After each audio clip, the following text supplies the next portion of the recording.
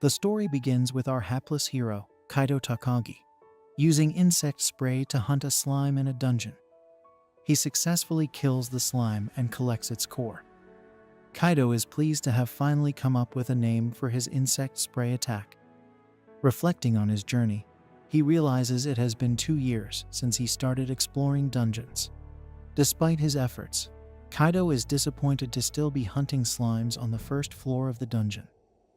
Having just killed his 999th slime, he feels like a mere mob hunter among explorers.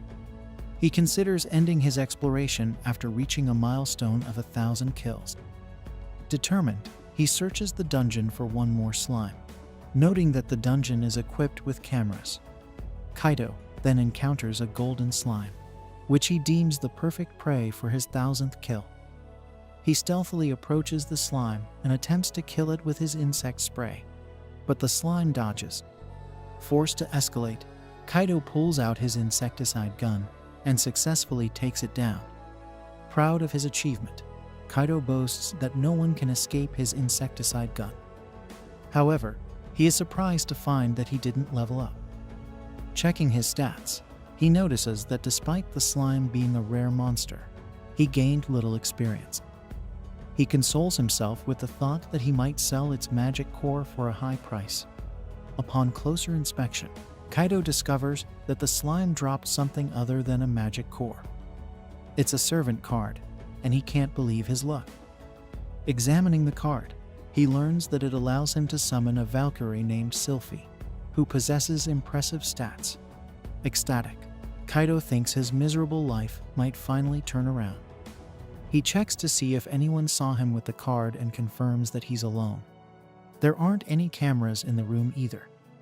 Realizing the value of his find, he resolves to keep the card a secret from everyone else. He searches the internet for information about Sylphie, but comes up empty. Remembering that Valkyries are supposed to be demigods from mythology, he wonders if he's holding a rare card. Deciding to leave the labyrinth, Kaido plans to gather more information about Sylphie. On his way out, he encounters some real adventurers and envies their armor and weapons. He hopes that selling the servant card might help him fulfill his dream of owning such gear. The scene shifts to Kaido selling the 3 slime cores he collected throughout the day. Each core sells for 500 yen, netting him a total of 1,500 yen. As he prepares to leave, he remembers the card and asks the appraiser about the potential value of a rare servant card, stressing that it's purely hypothetical. The appraiser mentions that she heard of a rare god-type card once being traded overseas for 1 billion yen. Kaido then puts his belongings, including the servant card, into a locker at the facility, dreaming about having 1 billion yen. He leaves the facility with visions of wealth filling his mind, maintaining this daydream all the way to the train station. At the station, Kaido meets his friends Shinji and Hayato. We learn that because they have exploration cards, they can enter the facility anytime they want for free. Kaido reminds them that these cards are not meant for playing in the park around the facility. The 3 of them board the train together. During their conversation, Kaido reveals that he is still stuck at level 3 and suggests they explore the dungeon again. His friends, however, are reluctant. They remind Kaido of their disastrous first attempt as explorers when they ventured to the 2nd floor of the labyrinth to fight a goblin, only to get thoroughly defeated. Although they recovered quickly thanks to a potion, they've had enough of that life. They now prefer playing in the park, and they question why Kaido hasn't grown tired of killing slimes for the past 2 years.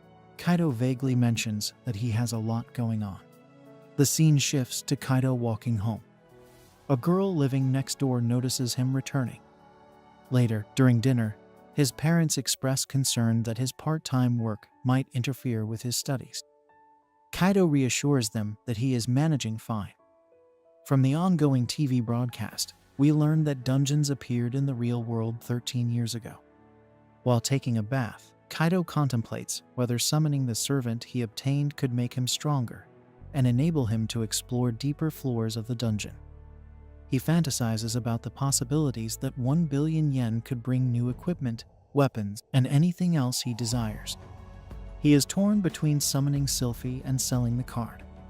The next morning, the scene shifts to Kaido heading to school. He meets the girl next door, Haruka, on the way. They walk to school together, and everyone stares at the beautiful Haruka as they pass by. Not wanting anyone to get the wrong idea, Kaido slows his pace, but Haruka matches his speed, walking alongside him.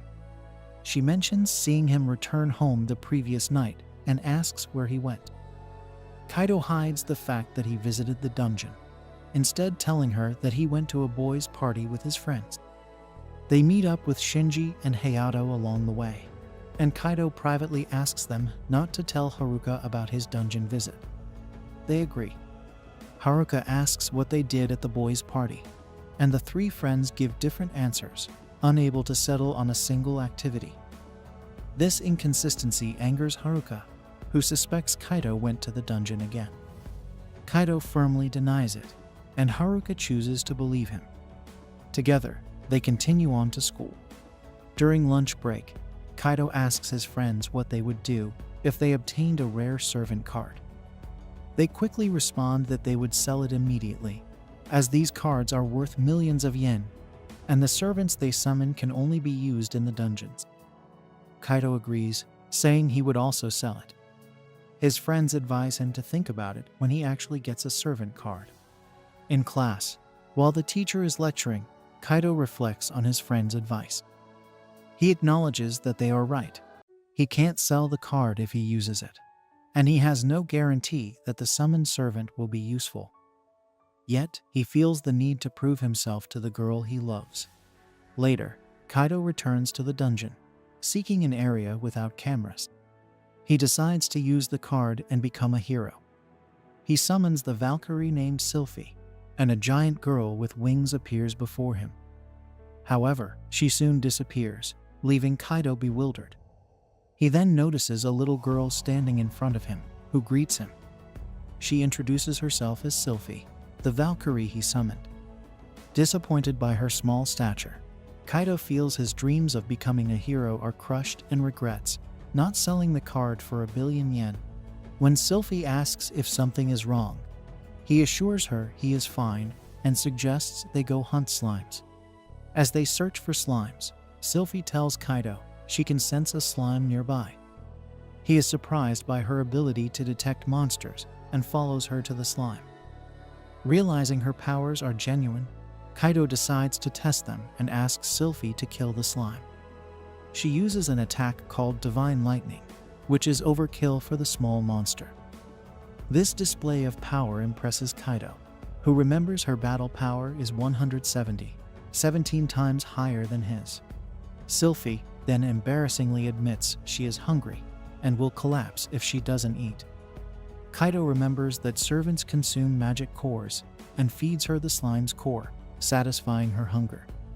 Sylphie senses another slime and heads towards it, but Kaido stops her. He realizes that while she can sense slimes, using her powers to kill them makes her hungry, requiring more magic cores to replenish her strength. He concludes that this method would neither bring profit nor loss. After thinking it over, Kaido asks Sylphie where the slime is. She leads him to the monster, and he kills it with his insect spray. Kaido believes that by using Sylphie's ability to locate slimes and his own method to kill them, he can make a good profit. After killing several slimes, Kaido notices he has leveled up, with his battle points increasing by 2. He also gains a new skill called Slime Slayer, which is awarded to those who have mastered combat with slimes. This skill boosts all of his stats by 50% when fighting slimes. Kaido feels a bit disappointed that his new skill, Slime Slayer, only increases his stats while fighting slimes. Sensing his mood, Sylphie cheers him up by telling him that having any skill is amazing. This encouragement brings tears to Kaido's eyes, and he decides to end his exploration for the day. Sylphie, saddened by the news, asks if he will summon her again soon. He promises her that he will, which makes her happy before he sends her back to the card. Afterwards, Kaido goes to sell the magic cores he collected. The appraiser is surprised at the amount he collected in one day. Kaido explains that he was just lucky to encounter so many slimes. The appraiser tells him that he has set a new record for the number of slimes killed in one day and pays him 15,000 yen for all the cores. Later, Kaido is lying on his bed at home, thinking about Sylphie's amazing power. He considers the possibility of venturing to the second floor of the dungeon with her, though he feels a bit scared about facing goblins. As he drifts off to sleep, he dreams about his childhood. In the dream, Kaido and Haruka are watching the news about Haruka's father, a well-known dungeon explorer. Her father, in a news interview, states that one day he will uncover the truth about dungeons and reveal it to the world, which excites young Kaido. The next morning, Kaido wakes up with a determined resolve. He decides to venture to the second floor of the labyrinth. The scene shifts to him at the entrance to the second floor with Sylphie by his side. Sylphie assures him that she will do her best to support him. As they descend to the second floor, Kaido resolves that one day he will uncover the truth about the dungeons and become a hero like Haruka's father. This brings an end to our episode 1. Don't forget to like, share, and subscribe to not miss the next part. On the second floor of the dungeon, Kaido is completely terrified. Sylphie asks if he's all right, and though he insists he's fine, his shaking legs betray his fear. Sylphie takes his hand to calm him, and he thanks her, feeling a bit more at ease. They begin exploring the area, and Sylphie senses a goblin nearby. Upon hearing this, Kaido bolts in the opposite direction, claiming he has something to take care of. However, he remembers his dream of becoming a hero, steals his nerves, and asks Sylphie to take him to the goblin. They find a sleeping goblin, and Kaido asks Sylphie to defeat it. She prepares to use her divine lightning, but Kaido stops her, stating that he must handle this himself. He tells her to use her divine lightning only if he gets into trouble. Understanding his resolve, Sylphie steps back. Kaido attacks the goblin with a wooden sword, but the goblin dodges and counterattacks. Kaido defends with his new shield, nearly getting pushed back. He regains his footing and tries to land a blow, but the goblin catches his sword and disarms him. The goblin lunges at him, but Kaido blinds it with insecticide spray, retrieves his sword, and, stumbling, manages to dodge the goblin's next attack and kill it in one strike. Sylphie praises him, and Kaido is nearly in tears from the confrontation. He collects the goblin's magic core, relieved and proud of his victory. Sylphie tells him he did great, but advises him to let her help next time. Kaido agrees and notices he has leveled up, reaching level 5 and gaining a temporary skill called Goblin Slayer. He's surprised that killing one goblin was enough to level up. The Goblin Slayer skill increases all stats by 10% when fighting goblins, but is temporary since he defeated the goblin by chance, reducing the skill's effectiveness. Uncertain if he should be happy about the skill, Kaido is at least glad he won the fight. Sylphie suggests they proceed further, and together they fight another goblin. Sylphie uses her Iron Wall skill to protect Kaido, allowing him to defeat the goblin.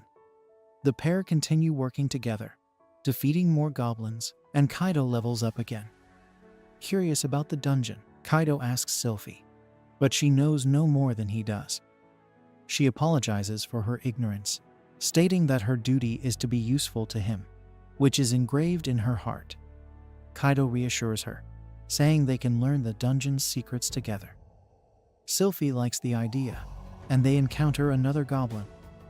Kaido acts as a tank to draw the goblin's attention, and Sylphie defeats it with her divine lightning.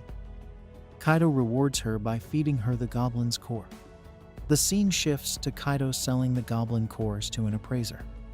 She is surprised it's his first time bringing goblin cores, and he mentions he reached the second floor today.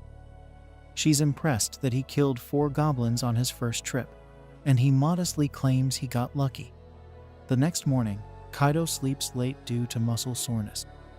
His mother tries to wake him, but he asks for more sleep, unable to move. She advises him not to strain himself too much. On his way to school, Haruka notices Kaido looks tired and asks if he went to the dungeon. He lies, saying he didn't, and explains his soreness by claiming he was trying to work out like a bodybuilder he admires. Haruka tells him not to overdo it, as a muscular build wouldn't suit him. In class, Kaido tells his friends he hunted goblins recently. They're surprised, as he had been hunting only slimes before, and they find it impressive he defeated goblins alone. Kaido explains he's been pushing himself and has gained some confidence, contemplating going deeper into the dungeon. His friends tease that people can do anything for love. Kaido and Sylphie return to the dungeon and discover an unexplored area. They encounter and defeat several goblins by working together. Kaido rewards Sylphie with some magic cores for her hard work, and after returning home, he sleeps soundly. The next day, Kaido hunts goblins again, now armed with a tungsten rod instead of a wooden sword. Exhausted from frequent dungeon trips, he falls asleep during class. Determined, he returns to the dungeon, defeats a goblin with his new weapon, and finally reaches level 10. Sylphie praises his rapid progress, and Kaido notices a significant boost in all his stats. He also unlocks a new skill called God's Blessing, which boosts stat increases upon leveling up, depending on divine favor. He wonders if this is an overpowered skill and bows down to Sylphie, thinking she might be the god connected to the skill. Sylphie tells him to stop bowing and takes his hand, expressing her happiness to work with him. Kaido reciprocates, saying he's glad to have met her, making her happy as well. She states she's lucky to have him as her master. While exploring further, they encounter a glowing skeleton. Kaido thinks it must be a rare monster and wonders if Sylphie's God's Blessing helped them find it. The skeleton attacks, and Sylphie protects Kaido with her iron wall. Kaido's attacks are ineffective, so he asks Sylphie to use her divine lightning, which kills the skeleton in one strike. The skeleton drops a rare red magic core, different from the usual blue ones, and Kaido assumes it's because the monster was rare. Sylphie, hungry after using her spells, receives the red core from Kaido as a reward. She finds it tastier than the usual cores. Later, Kaido learns from the appraiser that red cores are worth around 2 million. Although devastated by the loss, he realizes Sylphie deserves the reward for her hard work. Despite his financial setback, Kaido acknowledges that Sylphie has helped him immensely, transforming him from a nobody. He considers moving to the 3rd floor of the dungeon, aware that monsters there appear in groups, so he must prepare thoroughly. The next day in the dungeon, Kaido tells Sylphie he wants to fight alone for a while. Sylphie, worried she might have upset him, is reassured when Kaido explains he wants to become stronger and not be completely dependent on her. He tells her he considers her more like a younger sister than a servant and wants to build their relationship. Sylphie is overjoyed, and Kaido wonders if he can call her Syl to show his affection. She happily accepts the new name. A goblin appears, and Kaido asks Sylphie to watch as he defeats it. She wishes him luck. Later, Kaido is in the appraisal room, badly injured from the fight. The appraiser advises him not to push himself too hard, and he buys a potion to heal himself. Back at home, Kaido reflects on how expensive potions are but acknowledges their necessity for reaching the 3rd floor. He decides to stock up on magic cores for Sylphie and kill slimes for a while to gather funds. Using Sylphie's detection ability, he kills as many slimes as possible. Kaido later tells his friends that he's killing slimes again. They think he's back where he started, but he explains he's doing it to gather funds. Haruka hears about the slimes and takes interest in his activities. Kaido thinks of a way to divert Haruka's attention.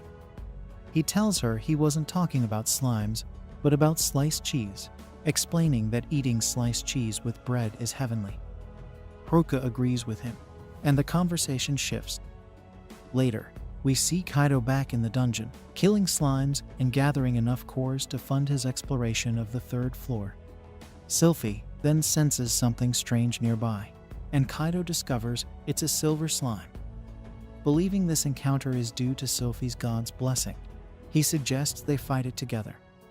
They battle the slime, and Sylphie defeats it.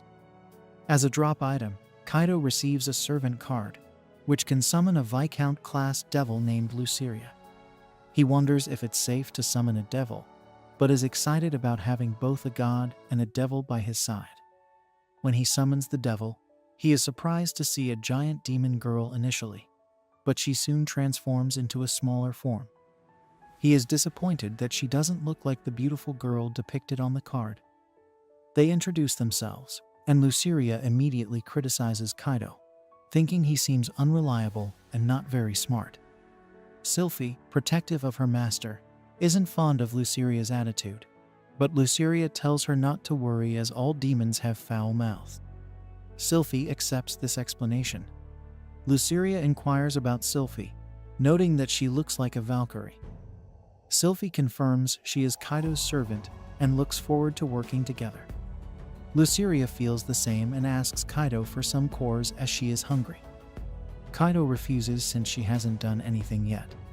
Just then, Sylphie spots a slime nearby, and Luceria smugly steps in, using an overpowered attack called Hellfire of Destruction to obliterate the slime. Kaido gives her the core as she demanded. Still unsatisfied, she asks for more, but Kaido tells her he doesn't have any left. Luceria thinks of him as a cheapskate and reluctantly agrees to use another attack, Breath of Erosion, on a goblin after Kaido promises to give her more cores later.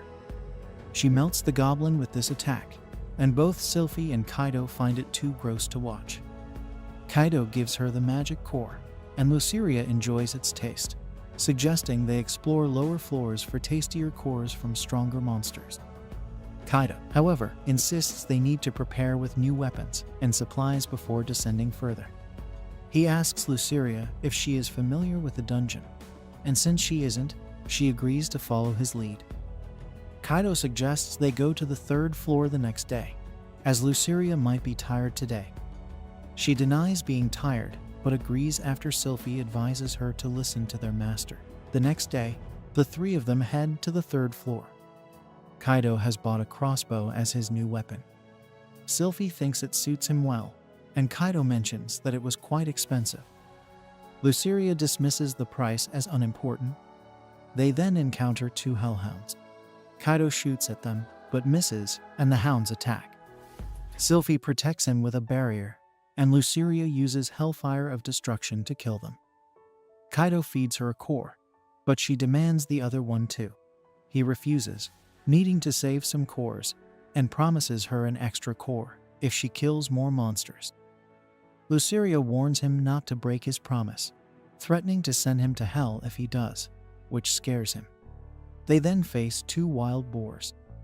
Luceria uses Hellfire of Destruction again, but only kills one. The other boar charges at them. Luceria prepares another attack, but Kaido stops her, opting to shoot the boar himself. His first shot isn't enough to kill it, startling him and causing him to fall. Sylphie tries to help with her divine lightning, but Kaido manages to kill the boar with another shot. Sylphie praises him, but Luceria mocks his fear. Kaido realizes he has leveled up to 11, and Luceria asks for more magic cores. Later, we see Kaido leaving the dungeon, worrying that he won't make any profit if he keeps feeding all the cores to his servants. On his way out, he overhears a party of adventurers talking about reaching the 6th floor without any problems, and he notices the party consists of 3 girls. The scene shifts to Kaido in class, pondering the possibility of his party reaching the 6th floor of the dungeon. He feels confident they can achieve this if they work hard. Daydreaming about their progress, Kaido's classmates wake him up, surprised by his carefree attitude. They lament their own struggles to earn enough points for their desired schools. Kaido, however, remains unbothered as he hasn't decided on a school yet. Haruka overhears the conversation and asks Kaido about his school choice. Unsure, he asks her first, and she reveals she plans to attend Aoka Academy. She wonders if he will join her there, and, lacking a better idea, he agrees.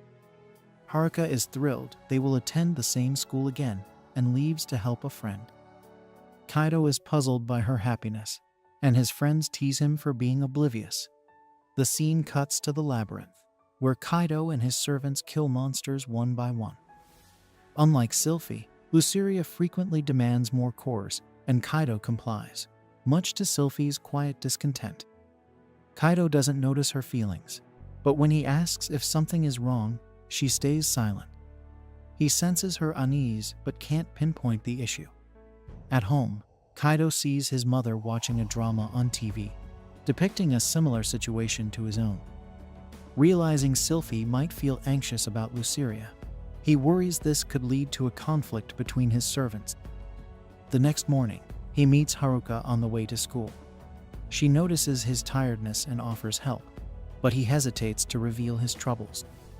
Instead, he explains his two friends have befriended girls with clashing personalities, keeping him up all night. Haruka suggests he talk directly to the quieter girl, prompting Kaido to summon only Sylphie in the dungeon. Sylphie blushes, thinking he wants to be alone with her, but is less enthusiastic when he brings up Luceria. Kaido asks if she dislikes Luceria, but Sylphie denies this, admitting she found Luceria intimidating at first, but now appreciates her kindness. Kaido insists on knowing if anything bothers her. Flustered, Sylphie admits she feels neglected as Luceria receives more cores and attention. Kaido realizes she is jealous and promises to treat them equally, including giving Sylphie as many cores as Luceria and spending more time talking to her. Sylphie is pleased, and Kaido immediately starts honoring his promise. Later, Kaido praises Sylphie's well-timed attack, and Luceria demands similar recognition. He obliges, making Luceria smug. They encounter a wild boar, which Sylphie defeats, leveling up and significantly boosting her stats. Luceria congratulates her, and Sylphie then takes out 3 hellhounds with a single attack. Kaido is impressed by her newfound strength. Another wild boar appears, and Sylphie shields everyone with a barrier. Noticing the barrier's increased durability, Kaido stops Luceria from attacking and handles the boar himself. He feeds Sylphie some cores, but Luceria is unhappy about her inactivity. Sylphie softly asks for more cores, and Kaido realizes her increased appetite from leveling up. He exchanges cores for money at the appraiser, who remarks on the reduced number of cores Kaido brought lately. The next day, Kaido kills slimes on the first level, having defeated 25 so far. Sylphie praises him, but Luceria complains about not fighting. Kaido explains he needs to save magic ores, and Luceria questions her purpose if she can't fight. Sylphie expresses her contentment in supporting their master, and Kaido appreciates their support. Luceria, despite her tough front, is pleased but hides her feelings.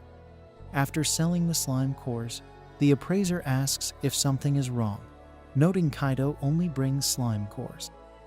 Kaido explains he's revisiting the first floor, and the appraiser, puzzled, suggests he should be ready for the 4th floor already.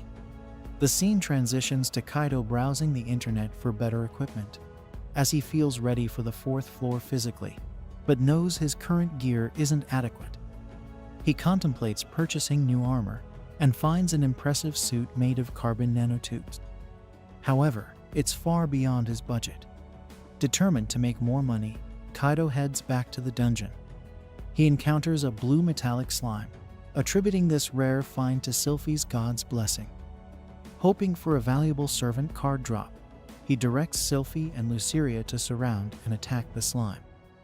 The slime is swiftly defeated, but instead of a servant card, it drops a magic orb. Kaido explains that this orb can help him master a spell and become a wizard. He smashes the orb on the ground, gaining a new skill called Water Ball. Eager to test his new ability, Kaido searches for a suitable target and spots a hellhound. He instructs Sylphie to cast a protective barrier and tells Luceria to be ready to finish the monster if his spell fails. Sylphie creates the barrier, and Kaido launches his water ball at the hellhound. Unfortunately, the attack does no damage. Luceria quickly kills the hellhound before it can retaliate. Disheartened by the ineffectiveness of his magic, Kaido is consoled by Sylphie, who praises his ability to use magic at all. Luceria wryly remarks that at least he won't have to worry about drinking water. Kaido laments not selling the magic orb instead. Later that night, a dejected Kaido sits in a park, where Haruka finds him. She asks why he's out so late, and he nearly mentions his new magic skill, but instead changes the topic, talking about a recent movie that disappointed him and his friends. As they walk home, Kaido learns that Haruka was returning from cram school. He thanks her for her advice, which helped resolve his issue. She suspects the problem might have been about him, not his friends, but he denies it. As Haruka heads to her house, Kaido wonders if she was upset with him. He muses if Haruka might be jealous, similar to Sylphie, but dismisses the thought, thinking it impossible. The next day, the adventurer returns to the dungeon, eager to practice his newest spell. Just like the day before, all he can muster is a ridiculous water ball that splashes against the wall and bursts like a soap bubble. Shyle is worried about him overexerting himself, but Luceria is already envisioning the bright future of this talented mage. Ignoring the little demon, Kaido resumes conjuring the water ball and ends up fainting from exhaustion. Back home, he is extremely tired. After passing out, he dreams again of his childhood hero, Captain Katsuragi. As a child, Kaido wanted nothing more than to become that man. When he wakes up, he knows he can't give up now.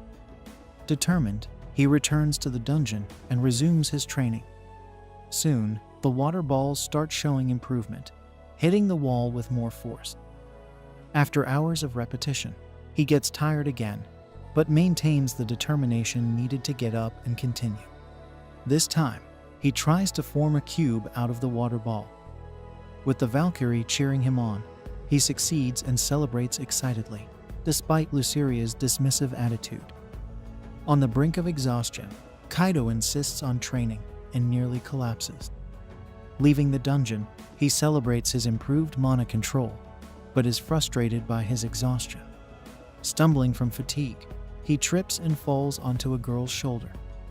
The group of girls is worried about him, but he insists he's fine and continues on his way.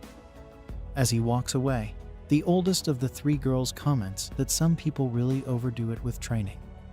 Hikarin, the youngest, believes that only those who push themselves to the limit can learn the most, while Mikyu, with her cathood, thinks that such people just like to suffer. The next day, Kaido is sleeping soundly in class as usual. This time, the teacher shows up to scold him. Startled, Kaido wakes up shouting that he will train hard again today, causing the teacher to frown even more, while the whole class bursts into laughter and Katsuragi looks on with concern. After class, Shinji and Hayato go to talk with the slime exterminator.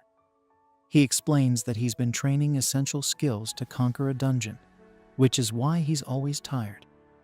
Katsuragi butts into the conversation to ask if Kaido is going to the dungeon again.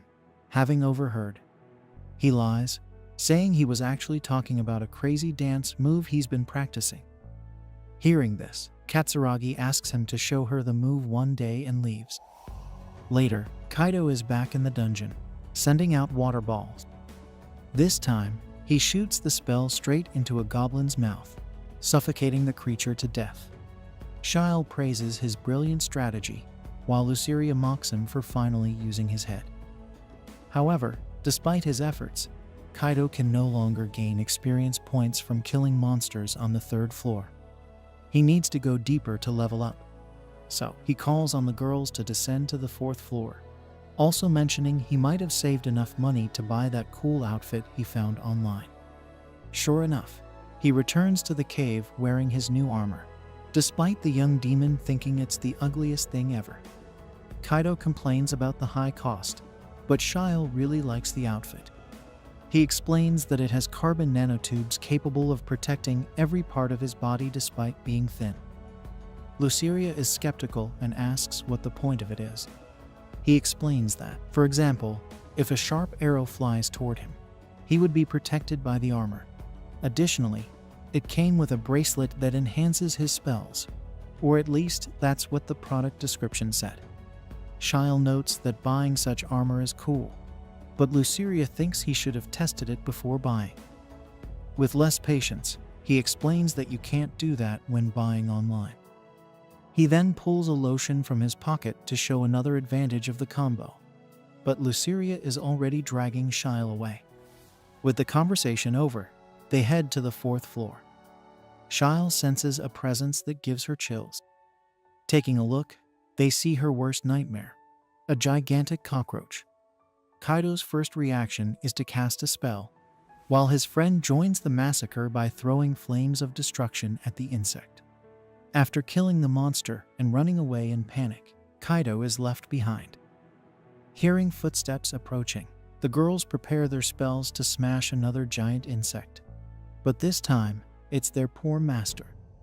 Shyle immediately starts crying, while Luceria complains that he just stood there watching them fight alone. To make up for his mistake, Kaido offers the magical cores to the girls for absorption. Despite her usual dramatics, Luceria's stomach growls, prompting her to reluctantly accept. However, the taste is awful, leaving both pupils unmotivated to continue working in exchange for such a horrible core. After the disappointing meal, Kaido is eager to move on to the 5th floor. But first, he wants to ensure there are no monsters nearby. Shyle senses 2 creatures approaching from one direction, and Kaido identifies them as the Madman and Sandman through his system. Wasting no time, he shoots an arrow at one of them, but the projectile passes through the muddy creature's body without causing any harm. Repeating the shot against the other enemy yields the same ineffective result, putting him at risk of a counterattack. Shyle quickly intervenes with the Maiden's Wall, saving her master. From this encounter, Kaido realizes that physical attacks are useless against these types of monsters. Resorting to basics, he unleashes the flames of destruction upon the opponents. After their victory, Kaido once again offers the horrendous cores to the girls, but this time they refuse. Frustrated, Kaido decides to head home after a day with little success since they didn't encounter many monsters. He asks Shyle if she senses any presence, but all she feels is a wall, which Kaido thinks is ordinary. To prove her worth, the Valkyrie blows up the wall, revealing a secret entrance. Abandoning his plans to leave, Kaido warns the girls to be careful, as there might be traps in this part of the dungeon. Almost immediately, Luceria activates a false floor, triggering an arrow shot. In a desperate attempt to save the little demon, Kaido takes the arrow to his stomach. He rolls on the ground, but quickly gets up, remembering he didn't buy his new outfit for nothing. As they continue their walk, Kaido reminds the girls to be very careful where they step. Luceria, however, causes more trouble by activating another trap. This time, Kaido manages to dodge, but ends up getting electrocuted by another trap. For some reason, the shock makes Kaido feel better than before. He pulls himself together and asks Luceria why she shows concern for him when she always mocks him. After being terrified by the possibility of dying, the demon crosses her arms and pretends to be cold and calculating. Shyle then senses another presence behind a door, this time quite different from the others. Fed up, Kaido turns to leave, but the girls are determined to continue. Reluctantly, Kaido stays and asks Shyle not to charge him for the damage when she blows up the door. Advancing through the path, the group encounters a giant slime and an ogre. Kaido asks the girls for help in defeating the ogre first. They use their usual magic against the enemy, but the monster emerges from the explosion unscathed. The creature charges at them, so Shyle activates the Maiden's Wall to protect everyone. Discovering that the barrier can hold off the giant, Kaido tells Luceria to handle the slime and attempts a physical attack on the ogre since the magic attack didn't work. He manages to hit the ogre's leg with an arrow, knocking it down. Seizing the moment, Kaido shoots the ogre multiple times, but his ammunition runs out. The ogre resumes its attack on Shile's barrier, And to make matters worse, the slime is also immune to magical attacks, leaving Luceria in trouble. Kaido resorts to his only option, conjuring a water ball. However, the water turns into ice, possibly due to the bracelet's effect. He launches several ice balls at the ogre, causing significant damage, but his mana is running out. Focusing on a stronger shot, he invokes an ice spear that pierces the beast's eye and then its forehead, defeating the ogre. Turning their attention to the giant slime, Kaido asks Shile to use the Divine Lance Roginate while he holds the monster with his shield. Before the slime melts his defense, the Valkyrie throws the weapon's magic at the creature, blowing off part of its body but not defeating it. Injured, Kaido considers retreating, but remembers Captain Kazaki and decides not to give up. Determined, he charges at the slime and uses his most classic strategy, insecticide. Using the Maiden's Wall for defense, the group sees the slime's HP plummeting. Kaido ups the ante by pulling out his dual jet, increasing the dose of poison and killing the enemy. After the victory, Kaido uses a lotion to recover his health and sees his demon pupil level up, while he reaches level 15 himself. They search for the magic cores and collect the red stone from the ogre. A bit further ahead, Kaido finds a rare magic sword that looks more like a kitchen knife, according to Luceria. Taking it to the sales counter, the woman asks where he found it. He informs her it was in the secret dungeon on the 5th floor after defeating 2 boss-like monsters. The dungeon employee has no idea about the secret passage, so Kaido shows its location on the map. She says she'll notify her superiors and informs him that the special red core is worth a lot. She also invites him to participate in next week's event, where investigators will go on an expedition to the 7th floor. Excited, Kaido tells his friends about the upcoming expedition to show off. Katsuragi asks if it's some dance group, and Shinji confirms the lie to ease Kaido's situation. Katsuragi falls for it again and asks to be invited to watch the performance. Later, Kaido discovers his team for the expedition includes the same girls he met a few days ago. Haruka dreams about the past, vividly recalling her father heading off to the dungeon. She pleads with him to come back soon, and he promises to return early for dinner. He then departs, and Haruka wakes up, heading to her friend's house to study together. As she steps outside, she wonders if Kaido is practicing dance or doing muscle training today. Meanwhile, participants of the event line up to be teleported. Kaido's team stands in the teleport circle, holding hands, and they are transported to the 6th floor. Kaido is relieved they arrived safely and confesses this is his second time using the gate, making him quite nervous. He explains he first used it to travel from the 6th floor to the ground yesterday. The others share they were also nervous, as it was their first time too. A staff member guides them to the stairs leading to the 7th floor, informing them the event is scheduled for 3 hours. Near the stairs, they spot a convenience store. Eri asks if Kaido wants to buy something. He finds it convenient to have a store in the dungeon and buys refills for his pesticide spray. His teammates notice his heavy luggage, and Kaido remarks that they seem to be traveling light. They reveal they have magic bags, surprising Kaido since these bags cost as much as a mansion. He learns their parents bought them, realizing they come from wealthy families. Eri asks if Kaido has the proper equipment, and he admits he started with small items, working his way up by selling magic cores. Miku points out he is only wearing a tight suit, and Hikari tells her not to be so blunt. They gear up and head to the 7th floor, discussing their reconnaissance. Kaido discovers that mostly golem-type monsters appear on this floor. The team explains that scouting is essential for success, and Kaido agrees, though he knows this is not just a game. They spot shadows approaching and prepare for battle, only to find it's the staff cleaning the dungeon.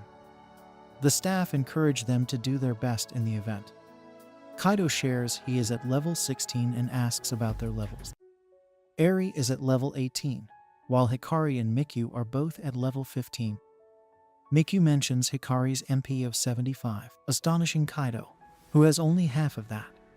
Suddenly, they encounter a stone golem. Eri orders Hikari to prepare her magic and Mikyu to protect Hikari while she fights. Kaido wonders what he should do, and Eri tells him to watch her back. She attacks and defeats the golem alone, impressing Kaido. They then face a bronze golem. Hikari uses Earth Wave to trap it in a swamp. Mikyu summons Snatch, who dodges the golem's attacks and casts a wind spell, and Hikari finishes it with a fireball. Eri strikes with her spear, defeating the golem. Kaido is amazed by their skills. Suddenly, he spots an iron golem behind them and alerts the group. He shoots it with his crossbow, but the attack is ineffective. Eri intervenes, but her attacks can't penetrate the golem's tough skin. Hikari and Mikyu's attacks also fail, and Snatch gets injured. Desperate, Kaido considers summoning Sylphie or Luceria, but then he remembers Baltzard, a magic sword he read about online. He recalls that Baltzard can deal any damage imagined. Kaido decides to give it a try, asking Hikari to use Earth Wave to trap the golem. Eri distracts it with a barrage of attacks. Kaido then strikes the golem from behind with Baltzard, imagining it exploding. Miraculously, the golem blows up. The team is astounded to see Kaido wielding the magic sword Baltzard. The scene cuts to them discussing their dungeon exploration at a cafe. They talk about Kaido's sword, and Kaido explains he got it as a drop item recently, and was glad it worked since it was his first time using it. He asks Mikyu about Snatch's condition, relieved to hear he's alright. Kaido remarks it was his first time seeing a carbuncle and notes he has never even seen one in a video before. Mikyu explains that servants can't be captured on camera. Eri asks if he has ever seen any on video, and Kaido realizes he hasn't, understanding why guild officials never questioned him about Sylphie and Luceria. He wonders if they are the only ones who know about Snatch, and Mikyu explains she got Snatch from an auction and registered him with the guild, so everyone knows about him. Mikyu suggests they should all put matching keychains on their magic pouches to commemorate participating in the event, and everyone eagerly agrees. Later, Eri asks Kaido to join their party permanently, explaining that their current goal is to reach the transfer gate on the 11th floor, as there are gates every 5 floors. Kaido likes the idea, but admits he's just an ordinary explorer, not special like them. They assure him it's fine, saying they feel safer with him around. They ask if he has anyone else in mind for the party, and Kaido thinks of Sylphie and Luceria, worrying that bringing 2 little girls into the dungeon might get him reported.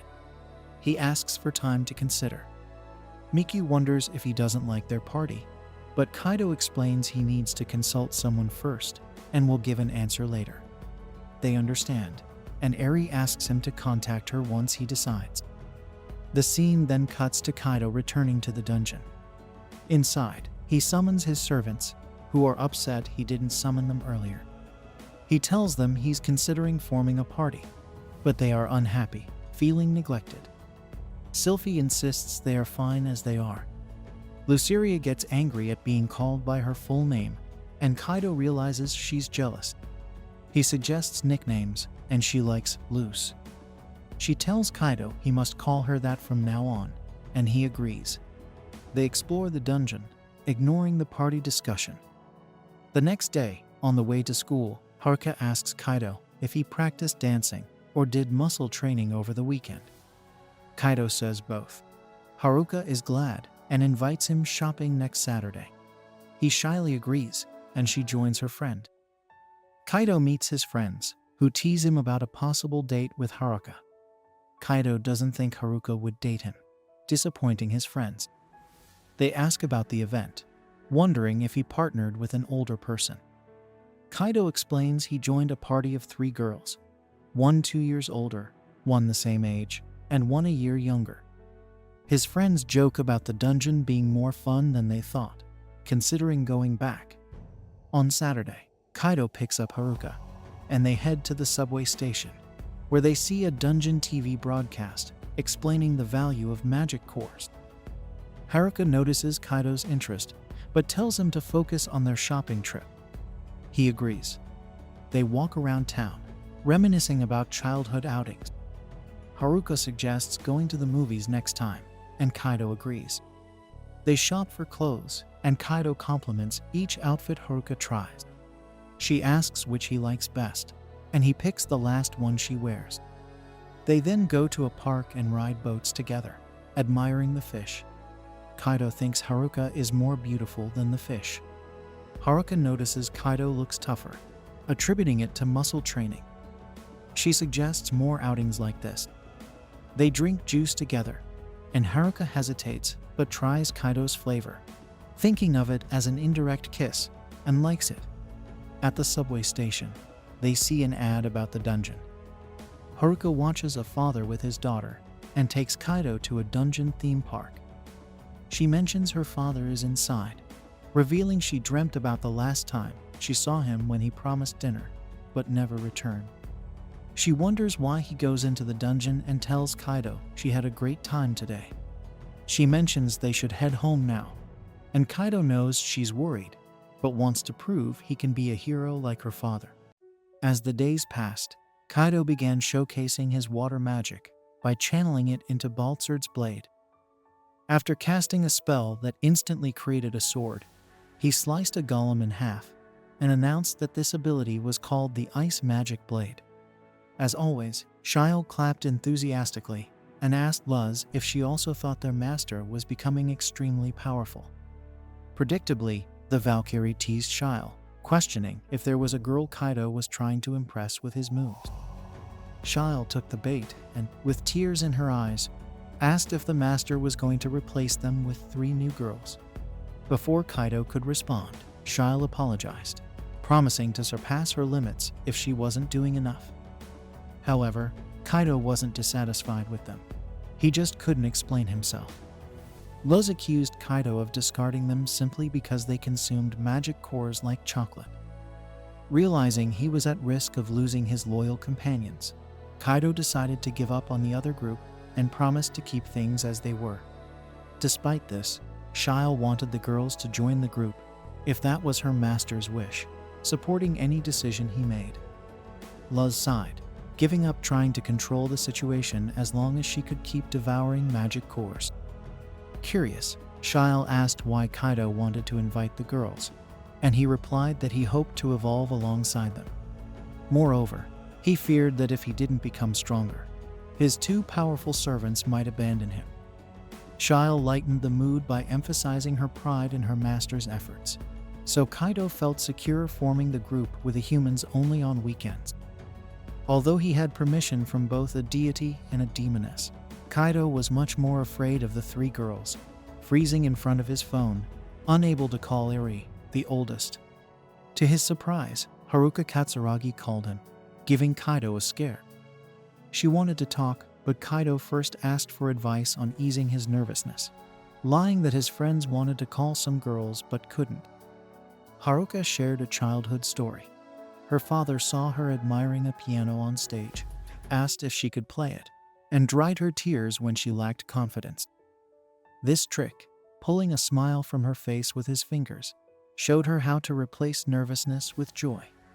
Grateful for the advice from Captain Katsuhiko, Kaido practiced the trick while Haruka observed a dress in her room. Meanwhile, Jingyuji Eri was sweating profusely as she executed precise movements with her naginata. During her training, Takagi Kaido called to discuss meeting only on weekends, which worked well for the girls as they had classes during the week, making it easier to go on expeditions on Saturdays and Sundays. Eri invited Kaido to meet at the guild at 10 a.m. With the meeting arranged, Kaido felt relieved, thanks to Katsuragi's advice. When the weekend arrived, the quartet gathered for their debut expedition, with Kaido taking responsibility for defeating the 2 golems on the left, leaving the last 2 for the rest of the team. Showing leadership, he instructed Hikarin to use her Earth Wave and Mikyu to call Snatch to keep the opponents in check. The Earth Wave hindered the golems' mobility, giving the speedy Snatch an advantage in distracting them. Kaido used his ice magic blade technique to defeat the first enemy. When attacked by the second, he dodged and launched a fatal slash, killing the monster instantly. On the other side, Snatch eliminated the third adversary, and Eri took on the fourth, finishing the fight with her Naginata. After the victory, the girls were curious about the boy's spell, noting it wasn't a sphere despite being called a magic water ball. Kaido explained he invented the ice magic blade technique by combining magic with the Balzard sword. Eri praised both his ability and leadership, assuming he had prior experience. Unable to reveal the Valkyrie and Demoness, Kaido changed the subject by complimenting Eri's elegant and efficient Naginata technique. She explained she had been practicing since she was young, making it almost like part of her body. Kaido's stomach growled loudly, so he invited the group to eat. Hours later, back home, Kaido recalled the expensive and refined foods the girls had eaten, while he made do with simpler fare. When the expedition ended, the girls expressed their desire to move to the 8th floor the next day, exciting Kaido with the idea of reaching the strongest floor for him so far. On Sunday, Kaido showed up to the group wearing a life jacket, confusing the girls. He explained that some monsters on the 8th floor lived in the water, so he came prepared. This wasn't just any life jacket, it could withstand magic attacks, killing 2 birds with 1 stone. As they continued along the path, Snatch walked ahead to detect enemies. Soon, the animal sensed the presence of an aquatic beast that exhaled a corrosive substance onto Kaido's supposed armor. Eri told him to take it off before something bad happened, and he complied, watching his expensive life-saving gear go to the heaven of vests. Witnessing this brutal scene, Kaido swore vengeance for the vest, but it was Miku who pierced the monster's forehead with her crossbow. Kaido asked if the girl had used the vest to shoot so well, but she had never used it in her life. Thus, the team continued their journey through the dungeon's 8th floor. They faced all kinds of fierce and giant animals until, at one point, a squid tossed Kaido into the water.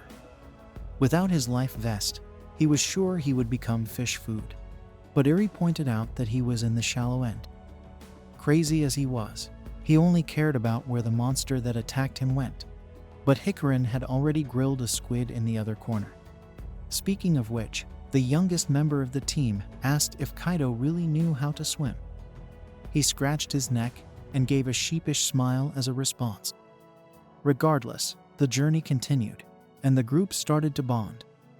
The newest member demonstrated great skill using his rifle and the ice magic blade to eliminate the enemies that appeared. Eri wielded her classic Naginata to face the obstacles. Miku explored her new talent, showing great efficiency, even though she didn't know how to shoot just minutes before.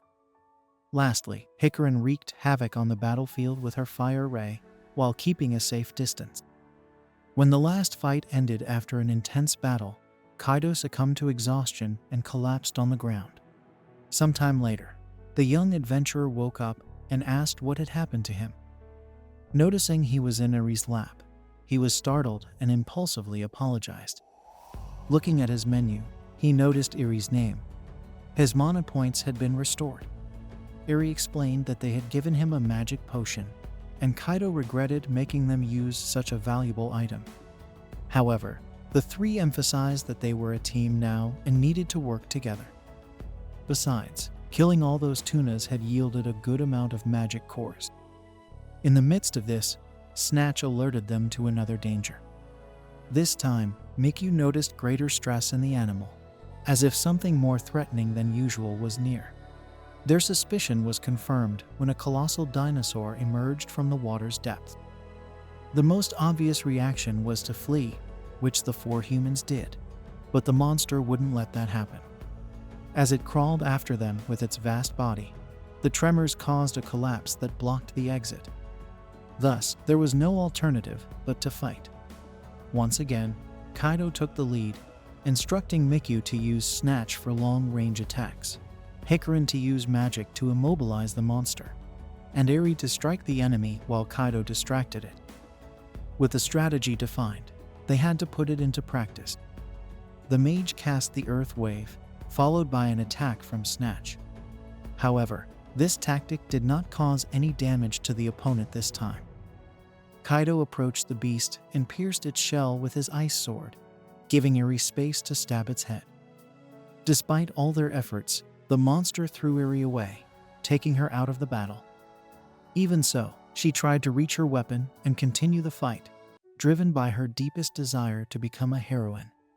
Faced with this, Kaido had no choice but to invoke his two secret cards, Luceria and Sylphie, who promised to make the monster regret attacking their master. The Valkyrie began by launching the Divine Lightning, along with the Demoness's Flame of Destruction. The combination of the two powers resulted in a devastating charge that hit the dinosaur squarely, ending the conflict. With that done, Shyle ran to check on her master, while Luz confirmed that a woman was indeed involved in this whole story. Mikyu wasted no time and hugged the Valkyrie in gratitude, while Hikarin, more restrained, asked for a lock of the demon's hair, which Luceria refused at first. The little girl insisted so sweetly that the demonic entity found herself cornered and eventually allowed it. The human girl got emotional as she rubbed Luceria's silky hair against her face. Before long, the four began to form a bond of friendship and decided to bathe together, which Eri thought was a fantastic idea. They found a place to bathe and further strengthen their bonds. Mikyu was already calling the Valkyrie Shyle, and Hikarin managed to convince Luceria to let her use the nickname too with her angelic face. Eri didn't want to be left behind and asked if she had permission to call the entities the same way. Once she got approval, the team was finally formed, and Eri stood up in excitement. Meanwhile, Kaido took a much quieter bath with Snatch. Then, everyone said their goodbyes, and Kaido was left alone with Eri. The boy mentioned what Eri had said when she was thrown by the dinosaur. She was trying to reach her Naginata while standing up. Jinguji Eri then explained that she had been training since she was little, and her father taught her that it was necessary to become strong to ensure the protection of those she loved and to oppose all injustice. According to him, those who followed this path were called heroes. Since then, that's all Eri had wanted to become. Changing the subject, she mentioned that there would be an event over the weekend at her university campus, the Alka Institute, and invited her new friend to attend. Without wasting time, Kaido told his partners about this invitation. Since it was an open event, he could invite someone to go, but they didn't seem interested. They suggested Haruka, especially since the two had gone out together before. Kaido was terrified of facing such a situation, so his friends gave him a little push and invited Haruka on his behalf. Katsuragi was happy to have been invited, although she had already planned to go since she and Kaido intended to enroll in the same university.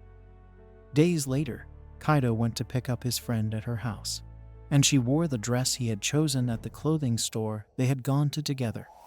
Kaido initially sits a little distance from Haruka, but when she prompts him, he moves closer. She thanks him for inviting her to the open campus, but Kaido tells her it's unnecessary since she was planning to go anyway. Haruka mentions that she prefers going together, and Kaido agrees, thinking it feels like a date, though he reminds himself not to get carried away. They're just checking out the academy.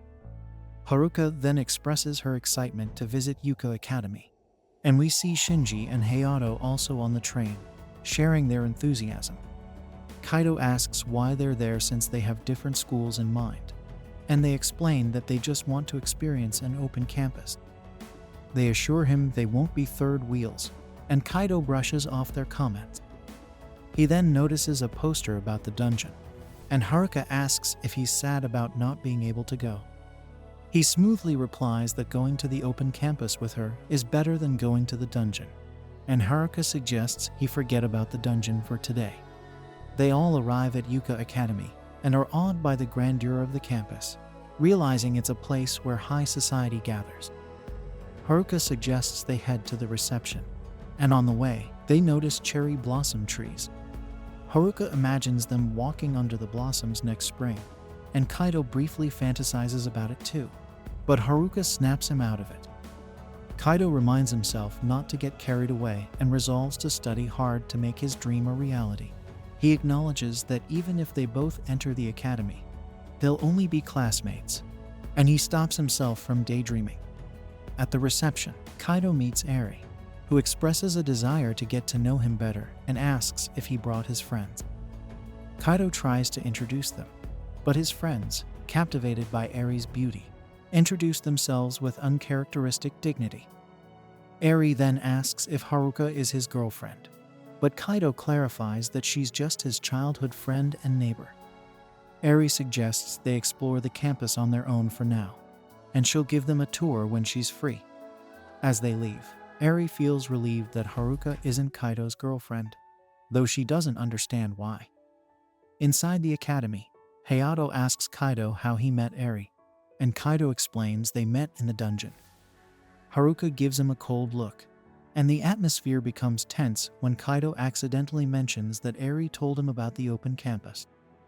Haruka manages to calm herself, spinning it positively by saying they should thank Eri for enabling them to come together. She also reminds Kaido that he promised not to talk about the dungeon today, though her tone reveals lingering irritation. Kaido's friends suddenly pull him aside and ask if Eri is the person he plans to form a party with, to which he confirms. They envy him and regret quitting dungeon exploration. They advise Kaido to be more careful about what he says to Haruka since she's concerned about his dungeon activities. Kaido understands, and they continue their tour. They visit the auditorium, noting its size and advanced features like the electric blackboard and tablet-based classes. They also notice the academy's many clubs and see an Eid, which Kaido tries to compare to the dungeons, but his friends stop him. They continue exploring and head to the garden, enjoying the calm atmosphere. Kaido's friends remark that the academy is great, but their scores aren't high enough to enroll. Kaido acknowledges that he'll need to study hard if he wants to attend and mentions the tuition fee. He starts to say he could earn the money by exploring dungeons, but stops himself because Haruka is there and instead says he could get a part-time job. The four of them sit for a while, and Haruka mentions how nice it would be to take breaks like this between classes. Kaido agrees and fantasizes about it until Mikyu and Hikari interrupt. They mention that they heard from Eri that he was there, and Kaido introduces them to his friends, who once again act dignified in front of the girls. Mikyu and Hikari assume Haruka is Kaido's girlfriend, but he gives them the same explanation he gave Eri. Kaido then recalls that Mikyu is a second-year student and Hikari is a first-year, thinking it's too soon for them to be touring colleges. Hikari explains that she wanted to visit because it's a good opportunity, though Kaido doesn't fully understand her reasoning. Haruka then asks how they know Kaido, and before he can respond, the girls bluntly say they're in a dungeon exploration party with him. Haruka gives Kaido another cold look, but Eri arrives just in time to break the tension, suggesting they all go to the cafeteria for something to eat. They agree, and the scene shifts to the cafeteria, where everyone is amazed by the impressive menu. Eri mentions that since it's a school cafeteria, the food is surprisingly cheap. Everyone is amazed by this and eagerly starts eating. They love the food, and it's revealed that this is the first time the wealthy girls have eaten in a cafeteria, making the experience even more enjoyable for them. Haruka decides to get a refill, and when Kaido offers to get it for her, she suggests they get refills for everyone, so the two of them leave together. Hayato then asks the girls if they encountered an instructor named Onigawara during Explorer training. They recall that they did, and all of them disliked him because of how strict he was.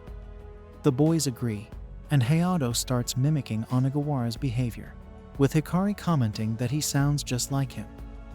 Hayato gets a bit smug at the compliment and continues his impression, but the girls soon grow bored. Eri shifts the conversation, reminiscing about their Explorer training and recalling how Onigawara scolded her during Eid training. By the way, what do you think about these strict instructors in anime? Do you think they help characters grow, or are they just too harsh? I'd love to hear your thoughts in the comments below. Miku then asks if both Shinji and Hayato are also explorers. They admit they are, but only technically, as they did complete the training. Hayato mentions how the lectures were long, and that Shinji often dozed off. But Shinji points out that Hayato wasn't much better. Hayato explains that because of this, they didn't realize that items from the dungeon are only effective within a 3-kilometer radius. He shares a story about trying to use potions after getting hurt in a race, only to waste them. Eri adds that this is why a theme park has been set up within that 3 km radius, and that all manufacturing and research of dungeon items take place there. She notes that there are many rules, making them hard to remember, and the boys agree. Shinji and Hayato mention that at least the amusement park is fun, and Eri adds that even the park's management by the dungeon staff is impressive, revealing that she once wrote a report about it. The boys then remark on how great dungeons are, a comment Haruka overhears since she's standing right behind them. She and Kaido then return with the drinks and distribute them to everyone, with Haruka wondering why people even explore dungeons. They resume their tour, checking out the swimming pool. Kaido tells Haruka that the pool is heated, so they can swim even in winter. The pool reminds Kaido of the time Haruka saved him from drowning when they were children. Hearing this, Mika realizes that Kaido really can't swim, and Hikari feels a strange, unfamiliar feeling seeing him so close to Haruka. Mika doesn't understand, and Hikari explains it's a feeling she's never experienced before. Next, they visit the soccer field, where Hikari stumbles on the stairs, but Kaido catches her just in time.